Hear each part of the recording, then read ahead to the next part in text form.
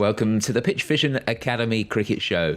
This is your guide to better cricket. For a little while, we'll be talking about the greatest game in the world, helping you play it a little bit better or helping you coach it a little bit better. My name's David Hinchliffe. I look after things here, and helping me to help you are two very fine cricket coaches. The first is the Director of Cricket at Millfield School. It's Mark Garaway. Hello, Garras. How are you? Very good, thank you. Very sunny here today, looking out over a beautiful cricket oval. Lovely. Always makes me happy. Secondly, it's the Head of Cricket Performance at Portsmouth Grammar School. It's Sam Lavery. Hello, Lavers. How's it going? Very well. Just getting some information about winter programmes. Delighted to tell everyone that it looks like we're probably going to have a bit of help from Ryan Stevenson, who has been at Hampshire All-Rounder for the last couple of years, who seems like a nice guy and will be helping out. And also, we're going to have a bit of help from an Ashes winner, Chris Tremlett, as well, which would be nice to get the big lad down. So, very, very exciting stuff to try and get some new people involved and giving a few opinions other than my own, which will probably be progression. Definitely. Bit of Twiglet, the goober. Yeah. The goober back in Hampshire. Love it. Yeah, and he's like a triple goober now, isn't he? Seen the size of it? No. There you go. So he'll definitely be injured if he has a bowl now, with even more weight going down on his skeleton. But no, what a top lad. I think you'll have some fun, mate. Believe it or not, I think he's put on close to 20 kilos since he stopped playing. What? He's a big lad. I'll tell you what, a few years ago we did an interview with Ian Brunchwiler, of course, who you know well, and he said that Tremlett had the most weight on a barbell hip thrust that he's ever seen. I thought, what a fantastic quote that'll do. I'll keep that one in the back pocket. Yeah, so here, this is properly off topic, but we had a lad here a couple of years ago who was just pushing out unbelievable weights. And my question to our strength and conditioning coaches is, how strong do you need to be a fast bowler?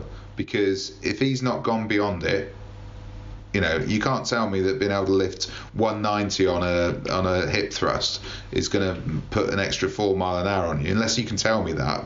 There's got to be a ceiling to where he gets to, where that is what he needs to be a fast bowler. And then speaking with Steph Jones, he would completely agree with that. But all they wanted to do was just push bigger and bigger numbers. But unless it correlates to performance gain, then you're just wasting time in there, aren't you? Absolutely.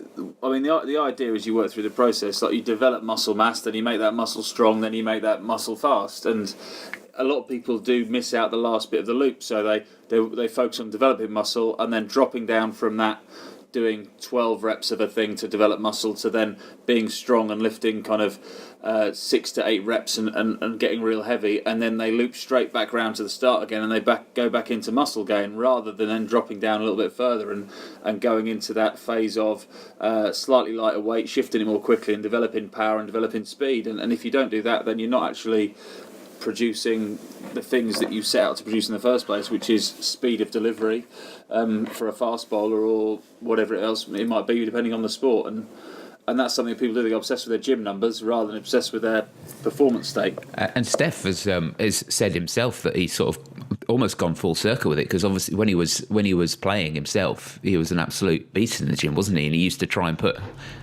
Oh, he was a shocker. He was amazing. He used to try and put big numbers on, because he'd say, well, that's going to get me up from, high 70s to low 90s, please. I'm just going to keep going. But now he's coaching. He's sort of gone full circle. And he said, well, yeah, you do have to do that stuff, but it's, as you said, Lavis, it's the start really, rather than the end point. I guess because it's easy. There's a number there, and you can see that number going up. It's quite easy to say to yourself, well, I'll just keep pushing that number up then, But yeah, it's so you've just got you need to correlate that number with what you're trying to achieve is speed, not weight, isn't it? So, like you could say you're the strongest. We've all seen the world's strongest man. It doesn't look like he can bowl fast, does he? Like none of those fellas with the Atlas balls look like they're going to push it through above about 45 miles an hour. So, I would suggest that a little bit more direction and just a little bit of common sense might kind of redirect some people sometimes. Yeah, it's all about transfer, isn't it? It's not about it's not the end goal. Is not the way the end goal is transferring that onto the pitch, and you're always going to lose something. But the less you can lose, the better. Saying that, if I could pull a plane, I'd be very happy. Yeah, well, I reckon if a plane was small enough, you could pull it, mate. I'll be honest, and the brakes are off. I reckon you could shift that. Well, if it was small enough, I could, obviously. Yeah, there's two seaters. Matchbox.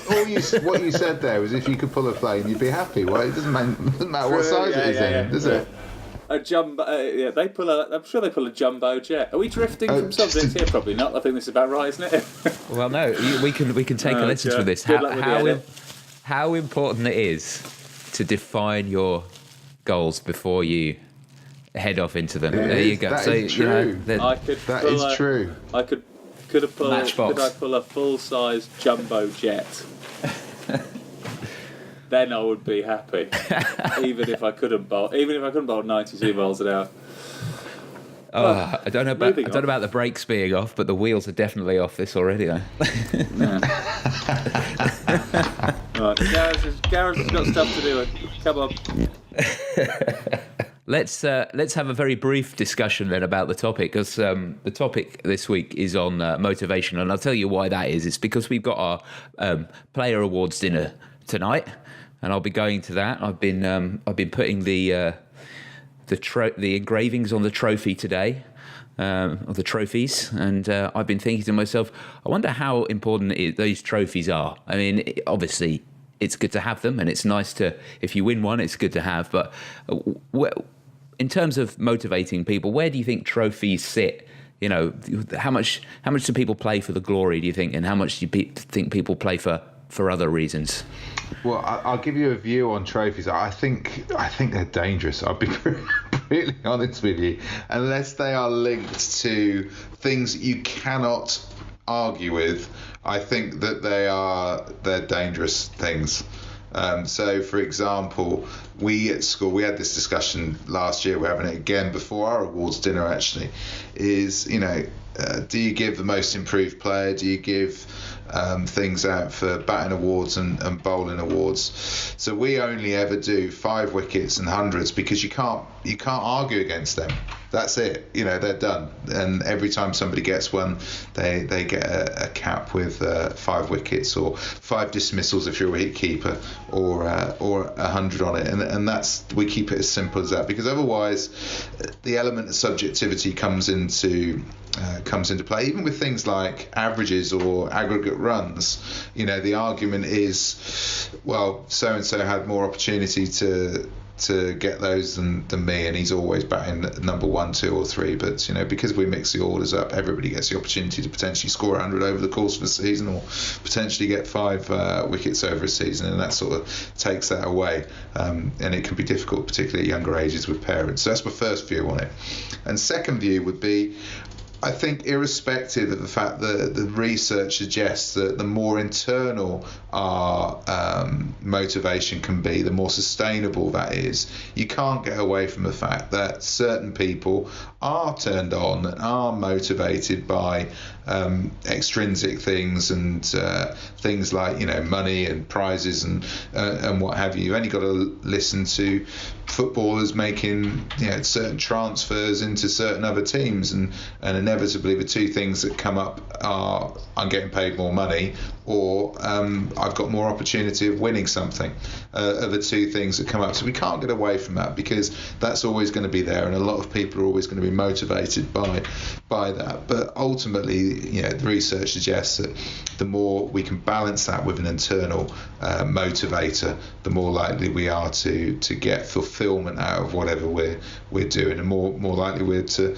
get the processes done which ultimately lead to that outcome being a successful one, and maybe with a cup being lifted above our heads. Yeah, I guess the natural inclination is to, you look at what's the goal of playing in a cricket team. Most of the time, there's something to win. It might just be the game, or it might be a league or a cup, but there's pretty much something there, some piece of silverware in some way or another which you're looking to win. And so I guess the natural inclination is to say, well, why wouldn't you go for those external trophies? But really, when it comes down to it, when you ask people what they play for, it's very rare, especially in a school club, that kind of level of cricket. It's very rare people say, "Oh, I'm just in it to win the cups."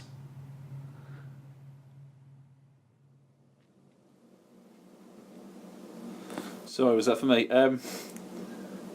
Yeah, I agree. I think most people play for the enjoyment and maybe the slightly more short-term version of that success, as they enjoy winning on the day, and probably very rarely in the lower levels of cricket are they kind of considering the long-term objective of the end of that season and winning the league or winning a cup, and when that comes along, that's a great experience and a great success, but it's probably not the top priority, and that probably goes hand in hand with the way a lot of people approach cricket. They'll put their all into that day, but they don't plan or train necessarily for the whole season at those lower levels, and so it's very immediate. I put some work in, I'll get some reward out on the day with a victory if I do well, and with a loss if I don't. So I think you're probably right there that people are motivated slightly differently, and hopefully for a lot of them it's that a bit of enjoyment as well. And obviously at professional level people will be very different, but for the majority of people, whether they win or lose at sport, they still enjoy elements of it. Yes, they'd like to win more often than they lose, but they enjoy elements of it, I think. So that's something that's not going to change. I guess the more we can have these internal goals in addition to those external things, the more opportunities there are for us to kind of manage our own expectations. The cup is a thing that ultimately one team's going to win, so however many teams are going to lose and be disappointed, but if we've got our own goals we're working to internally and our own little projects, there are a few things we can be achieving along the way, and if we get those right, maybe we get a bit more at the end of it as well. Let's answer some questions now that have been sent in by listeners to the show, or perhaps people who read the PitchVision website. And how this works is we pick a couple of questions that have been sent in. We do our best to answer those questions, and then we pick a prize for the best question of the week, which is an online coaching course from PitchVision Academy at pitchvision.com. You can send in questions for future shows by emailing coach@pitchvision.com. And there's other ways of getting in touch with us, which we'll tell you about towards the end of the show. And the first person who's done this, I have this week, I have christened Little Cricket, because they didn't give their name. It came in via email. And the question is from Little Cricket: Hi, I've started a cricket school called Little Crickets for boys and girls aged 3 to 7. I already have 46 children signed up for my next course, which is amazing. Do you have any information on lesson plans or coaching ideas for that age group? Well, first thing for me would be well done on starting it.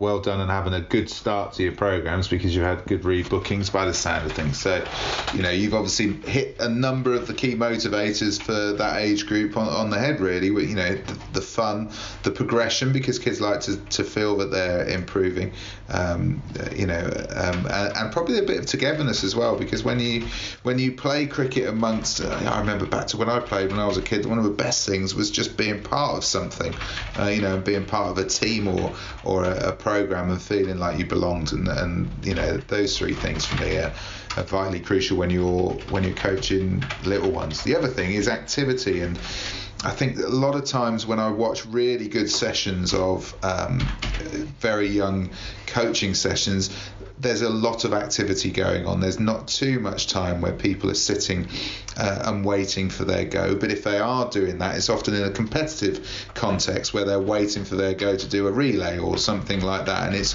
working towards something. So the more you can have either a little bit of competition where people are working together, or that they are totally active, the better. So I do a lot of, when I'm working with kids of this age, I do a lot of striking and fielding games combined, because that keeps people active and keeps people doing different facets of a game for longer. So that would be one example. And obviously with all the different shots that we've got in cricket and all the different places that we can hit the ball in cricket, you can set up target areas and zones and get fielders to defend those, and those are really good ways, little sort of mini games to to keep people active, but also working on a number of the fundamentals of the game as well. And then there's like little fun things that you can do, you know, in terms of relay races, throwing the ball in different directions, throwing the ball to each other, working in zigzags with throws, getting it back to an end point. You can play things like pavilion cricket that we've talked about previously, which is a fantastic game, so look that up online. That keeps everybody active and also brings in some fundamental elements of a normal game of cricket, which you're obviously working up to. Some of the best catching drills that I've seen have actually started people catching with bigger shaped balls than the normal cricket ball size. I think that's a pretty good thing to do, so get them used to, if you've got somebody who's struggling, then maybe get one of those mini footballs and get them to catch with it. Also learning to bowl with a mini football is good as well, particularly if somebody is throwing it, which often kids do at this age. If you put a mini football in their hand, then it encourages them to keep their arms straight so they can control where the ball goes and control the ball in the bowling circle as it goes down. And another innovative things is to use their caps to catch the ball if they're unsteady and uncertain about getting in line with the ball. Getting them to catch a tennis ball in their caps gets them used to being in good positioning. Or you can use some of those cones to be the catching implement rather than putting their hands there if they're struggling to get their position in place. So the key thing is activity, keeping it fun, but also keeping it in line with the game of cricket, so they're feeling like they're progressing in some of the key skills, but they see their brothers, their sisters, their older people on telly doing it, so there needs to be that connectiveness with the thing that they're seeing on telly or seeing in the older age group that are practicing maybe on the next field. This age is a challenge in a way, because you think, oh well, they're still developing very basic skills. Movement skills are before you're even developing cricket skills, you're developing basic, running, jumping, throwing, catching, that kind of thing. But on the other hand, it's also a great pleasure to work with kids of that age, because the enthusiasm is just so infectious, and they just enjoy running around for the sake of running around and doing it. So, how much have you worked with this kind of age group, Lavers, and what's your experiences with it? Not a lot, if I'm honest. I would have done a little bit in the past, years and years ago. And when I kind of ran a coaching company, we did have things going on for this age group, but we had other guys who delivered it, who were much more. Much better at relating to younger people, I would have said, than I would have been at the time, and also much better at kind of understanding what their goals were, the things that what does a 4-year-old want to get out of a session, and that's what the guys were really good at. So getting to grips with that and making a little bit of progress cricket wise, and I think as Gareth said, you can do lots of things and make it fun, and don't drift away from the fact that it is cricket if you can help it.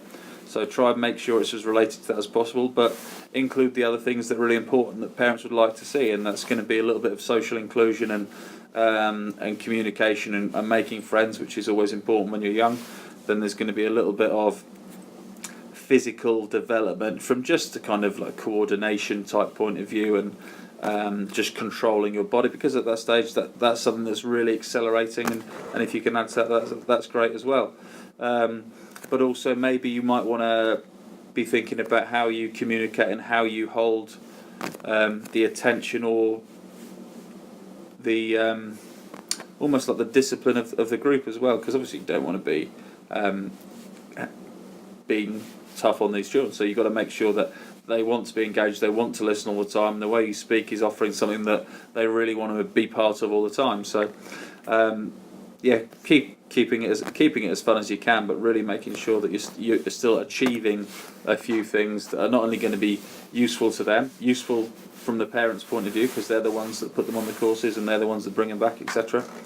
And also useful to their cricket specific development, which, even though how small a thing seems, remember that a lot of them are arriving with nothing, so the smallest thing can be a big learning event for them, and that can be a big kind of exciting thing for them to achieve. If they catch a ball they throw, 6 inches up in the air, if they can do that and catch it, that might be the first time they've ever caught a ball. So just be realistic with the things you're trying to achieve, and make sure there's a bit of achievement in there, rather than pitching it a little bit too high and it just becoming difficult, because it's not always easy to deal with failure, especially when you're at that age.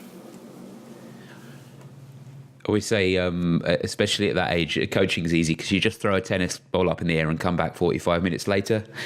I think it's quite that easy, but it is something where you don't have to overthink it. You don't have to sort of coach it in the traditional way we think about coaching. It's about, as you guys have been saying, it's about lots of activity, lots of opportunities to learn, and then sort of get out of the way. Basically, let them learn, because they're just at that age. They're just machines that just soak up movement learning so quickly. And if you just let them do it, so yeah, get on with it, as you say, Gareth. It's true. You're right. You don't have to plan it. I think what the best people do, though, the best coaches at that age group, especially when they're working with people that they don't know, is that they get a sense of where the group is, and then they sort of flex a little bit around what they're doing over the course of the session that they're working on, or maybe a couple of sessions, and that comes from experience a little bit, and I think. It's great, some of this stuff that's being done with young coaches now, but I would encourage young coaches that's looking to specialise in working with the younger player, the 4 to 7 age group, is to go along and watch one of the masters of that age group go and work, because you can pick up so much by watching a really good coach of that age group, because it is completely different, as Sam alluded to in his discussion. He hadn't had a huge amount of experience about it initially, and worked alongside some people that were more experienced and maybe more motivated at the time to work with that group. But it's a fascinating thing to watch top quality practitioners with that age group from 4 to 7, because ultimately they are the people that hook those kids in early, don't they? Certainly thinking back to my time, is from that moment where I was hooked in by a couple of coaches, that was it. I was there for life. Next question's from Om, and Om says, my height is 189 centimetres. During my bowling run-up, I take very long strides. How can I shorten my strides? I saw Mohammed Shami and other bowlers, and they took short strides while running. How can I do it? I suppose the answer is, do you need to, or is it just a case of looking at somebody who you admire, like Shami or other guys, and thinking that you'd like to have a go at that because they're good? Some people have their stride pattern, and the frequency that you put your feet down is quite individual, really. Some people run in with a high frequency, which means that there's a lot of foot taps in the same amount of time, but it would take other people to apparently lope their way through that 10 metre by maybe having less foot contact. So we've all got our own individual way of doing that, and you've only got to watch top quality sprinters to work that out. And I think years ago we always thought that was geared towards height and length of leg, really, and but it isn't quite as simple as that, because even some of the tallest bowlers in the world have slightly shorter strides, and some of the shorter guys have what seem to be quite long strides for their height, but it works for them. So do you really need to change your stride, or is it something you're just looking at with somebody like Mohammed Shami and thinking, I admire that person? So that would be the first question. But if it is something you do need to do, it's often linked to feeling stretched at the crease, and often it comes from bowling a few no balls as well. So a bit of advice, Alan Mullally used to play for Leicestershire, Hampshire, and played for England, left arm seam bowler, gave to a number of the younger bowlers that were struggling with rhythm and struggling with hitting the front line, was, instead of taking your mark back, because it often means that you end up trying to reach for the line even more, try and take an inch off of each stride.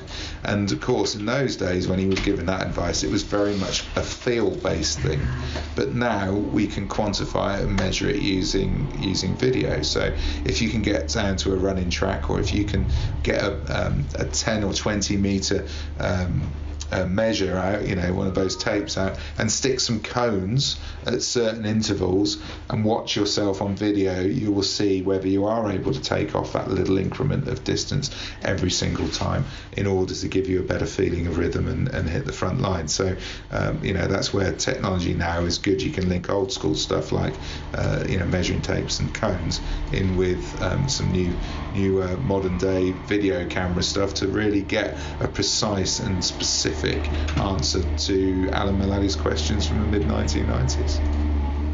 Yeah, so Lavers, like with a lot of these things, if you are looking at someone, sort of admiring someone's technical prowess in anything, either batting, bowling, fielding, and you think, I wonder if that will work for me, there is that idea of, just go and try it and see what happens. You're not going to know unless you try it. So rather than thinking too much about it and putting in a 16-week plan into place before you even had a go, maybe just get out there and try running with a shorter stride and see what happens. Yeah, there are certain things that people will just drop into and they'll go, wow, that suddenly this is me and this is what works for me. But there are other things that very quickly you'll get an idea that this isn't going to work, it doesn't suit me. And actually what I've got at the moment is pretty effective, so I don't need to do it. But going and trying something is there's nothing wrong with that at all. And I that's what everyone did when they were young cricketers, didn't they? They'd all try and mimic their heroes, and whoever it was, whether it was someone running in and trying to copy a certain bowler, or someone trying to get the kind of snap and backswing of Brian Lara or that kind of thing, and or stand and bat like Shandapal. People would do different things, and subsequently they would find out different ways, things that suit them, and that's a really good thing to do. Go and try it out, see if it works. But like you said, just because someone does it and it works for them doesn't mean it will work for you. So you haven't got to commit to it. And it might be that your hero is, it could be anyone in the world. But just because they're your hero doesn't mean you have to mirror them and be like them, because their body type, their way of moving, etc., might just not suit the way you move and the way you're put together. So have a go at it. Try things. Try and experiment with the way you move. Experiment with the way you bowl, the way you bat. But don't think you have to commit to something because it works for someone who's very good. Because if you look at all the guys in Test cricket, there are so many different ways of bowling, so many different ways of batting that are all productive to obviously a pretty high level. So don't pigeonhole yourself and say this is the way I have to do it. The way you have to do it really is the way that works best for you. And go and have a look at all those guys out there and try a few things from all of them, and you might discover something along the way that makes you a little bit better, and hopefully enjoy the game a little bit more. And I think that's fun as well, in that you can look at new theories and you can look at new ideas and you can look at things from a different angle, and you don't have to throw yourself into it and go, well, I finally found the perfect answer. You can experiment, you can mess around, you can say to yourself, okay, well, that doesn't work for me as the way I thought it did, so I'll forget about that. But maybe it works for others in that way.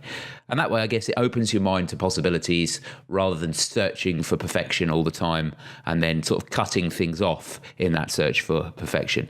You can hunt for perfection, of course you can, but you'll never achieve it. So you must keep looking. And so if you find that little thing that can help you, and then you reject it immediately because it's not what you perceive to be perfection, then you're going to be in trouble. But if you can, on a wider picture, if you can keep your eyes open for these things, then you'll never know what you'll find. And that is all we've got time for on the show this week. We are about to leave, but before we do that, we're just going to decide on the winner of this week's competition, the online coaching course from PitchVision Academy at pitchvision.com. That's what's up for grabs. And the two questions that are in the running for it this week are Little Cricket's question about 3 to 7-year-old cricketers, and Om's question about his bowling run-up stride. Which one did you prefer this week, Gareth? I'm going to go little cricket, I think. It's fantastic that we've got coaches that are motivated and keen and putting things together for such a young age group, because, you know, if we can start them that young and get them hooked into the game, then hopefully we'll give them a lifelong experience within the game as both a player, maybe a coach or administrator, and definitely as a spectator. So fantastic work from Little Cricket, and let us know how you go. Yeah, please get back to us. Let us know what's happening, and maybe there's a couple of future international stars hiding in there. You never know. Gareth, if someone was listening to the show right now and wanting to send their question in, what's the best way they can get in touch with us? They could give us a call on 0203 239 7543 or drop us an email on coach@pitchvision.com. That's correct. There are other ways to get in touch with us. You can reach us through pitchvision.com, of course, by heading over there and using the messaging system. We are PitchVision Academy. We've got an account there, as you would imagine, so you can contact us that way. You can also get us on Facebook. Facebook.com/PitchVision Academy is where we hang out there, and on Twitter at PitchVision Acad. If you want to listen to the show every week, you can do that by subscribing. That's free, and you can do that by going to any podcast app, doing a search for PitchVision Academy. You'll find us in there. Just tap or click on subscribe, and away you go there. And if you want to get the show notes, you want to get previous shows, you want to stream the show or download the show directly from our website, you can do all that at pitchvision.com/academy. pitchvision.com/academy, and click on the podcast link for all the details. That's all for this week. We hope you listen next week, but until then, have a good week. Cheers, Gareth. Cheers, Lavers. Cheers all. Cheers, guys.